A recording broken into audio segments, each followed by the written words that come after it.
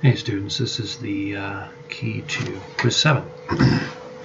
So it says find the exact area under the curve of the following. Find the exact area under the curve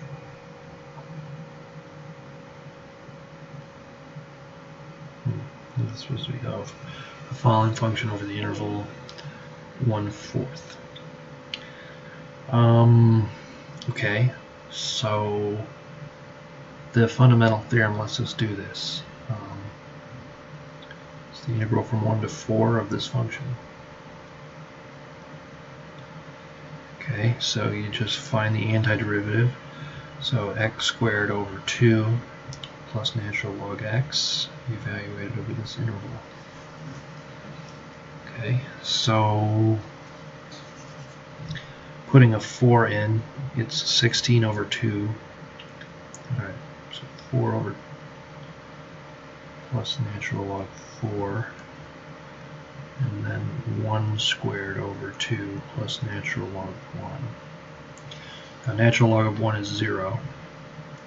Okay, so what this ends up being is nat log 4 plus 16 over 2 is 8 minus a half.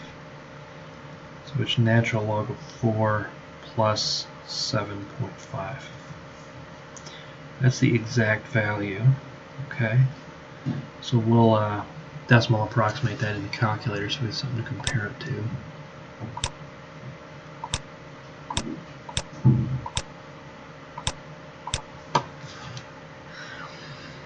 So it's roughly 8.8863. Okay. Now we're going to estimate the area using 40 rectangles in the following two ways. Provide the percent error of these estimates using a left Riemann sum. Okay. So math, and I think it was 0. Okay. I'll have it go from I equals, let's think. Okay. I'm going to have it, so on the left you start at 0. And go to n minus 1, so that would be 39. And we need to put our function in here, so it's x plus x over plus 1 over x. Okay. And then we're doing y1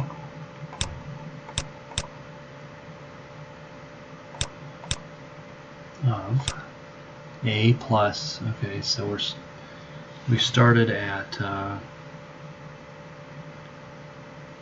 1 and went to 4. So it's interval length. We need to get our delta x. 4 minus 1 over 40. So it's 3/40 is the interval length. So we actually need to multiply by 3 and divide by 40 when we're done here. So we start at 1,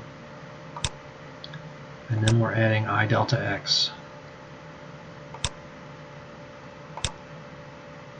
Okay, delta x is 3/40. Okay, then I'm going to take that and multiply by 3/40. So I hopefully get a number close to this. Alright, good. So I end up getting 8.8024. Okay, percent error is true minus estimate over true times 100. So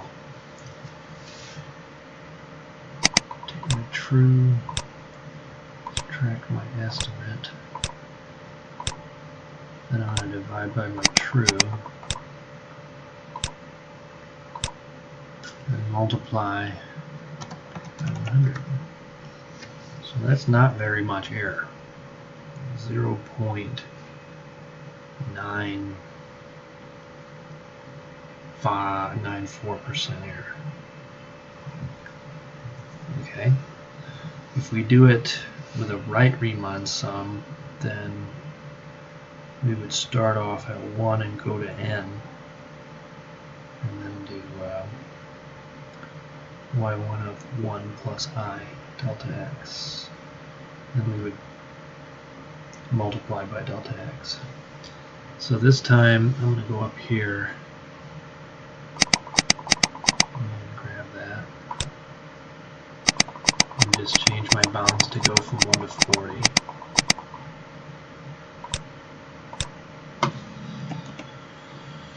Otherwise everything's the same. Okay, so comes out to be 8.9711. So that is an overestimate of the true value. Our true value.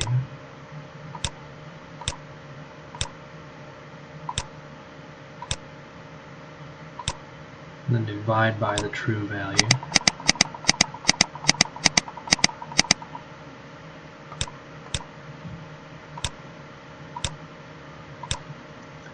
And multiply by 100.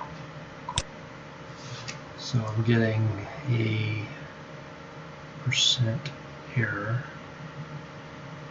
of 0.95%. So the left Riemann sum was slightly more accurate. Okay. This is an extra credit problem I put on here. It's a midpoint rule, you can read all that, but the only thing that's different is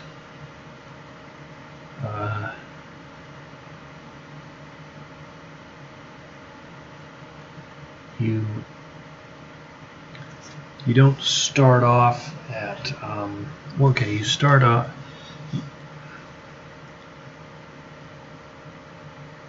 what we would like to do is start in the middle of the subinterval. So it makes me think it might be better to go from 0 to n minus 1. And rather than start at okay, a little preparation here. Okay, suppose this is your interval and you've just broken it up into 2 or whatever. Okay, you would use the midpoint of the subinterval to decide the height. See how some of it's an underestimate and some of it's an over? It cancels out, which is nice. This is the advantage of this.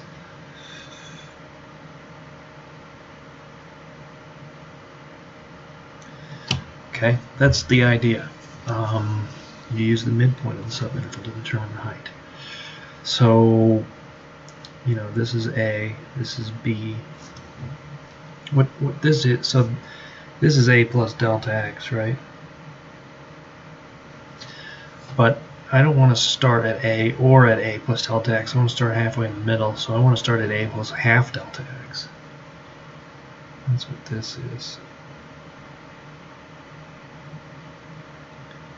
And then this one would be A plus half delta x plus a delta x, because now you start jumping by whole delta x's. Okay, so I would like to start off by adding 0 delta x's. So we're still gonna multiply by the width at the end, but I'm gonna start it at 0, go to n minus 1. Put our function into the calculator as y1. I need to start off here though. That'll get me into the middle of that subinterval, that first one. Then I'll add I delta x's. And I add 0 of them first, which gets me right there. That's going to work out. And then I have a total of n rectangles, so I'm good. So in this case, it was still 3/40ths. Okay, so it would be 0 to 39 y1 of 1 plus half of a delta x, which would be 3/80ths. Then you add I delta x's. 3/40ths. That's what we're going to do. This is going to give us a really, really good estimate.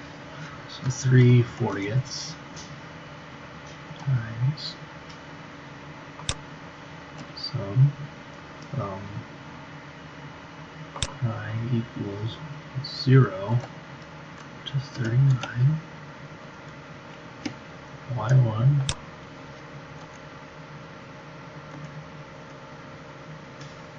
of 1 plus 3/80. That gets me starting right here. Then I need to be adding multiples of delta x to hop along.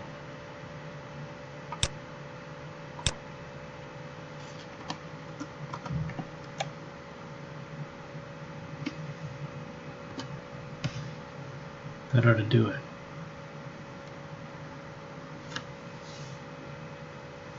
So that gave me 8.8861. So now we'll do one more percent error.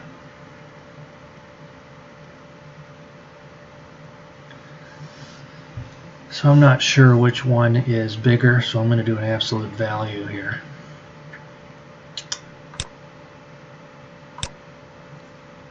Absolute value of my estimate minus my true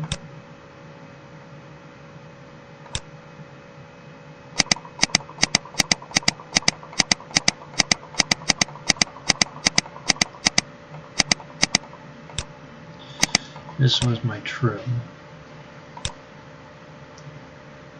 Okay, then I'm going to divide by the true. I don't need to absolute value it because I'm just going to, it'll be faster if I just type it in. Natural log 4 plus 7.5. Isn't that what it was?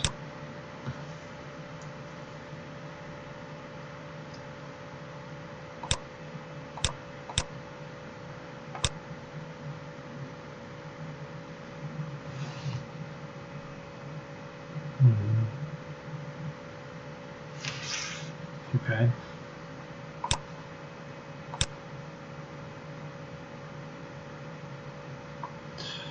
Yeah. 10 times 100.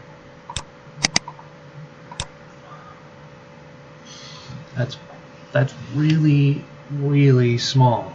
That's 0.0025%. That's 25% of 1% of 1% error. That's basically not even off at all. This was our estimate, and the actual value. Let's see how many decimal places of accuracy we got there. It matched it up until this decimal place right there. It was only off by like 2 10,000ths. That's insane. Okay. And so how does this method compare to those in problem 2? It is orders of magnitude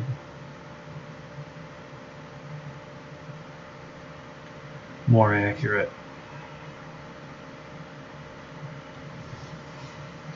Right? Like if you divide, okay, what was our other errors before? Like that was an error we got. You divide that by the error we just got here. It's like 300, it's almost 400 times better. It's almost 400 times better. That's wild. Okay, so yeah, midpoint rule. That's what you want to do.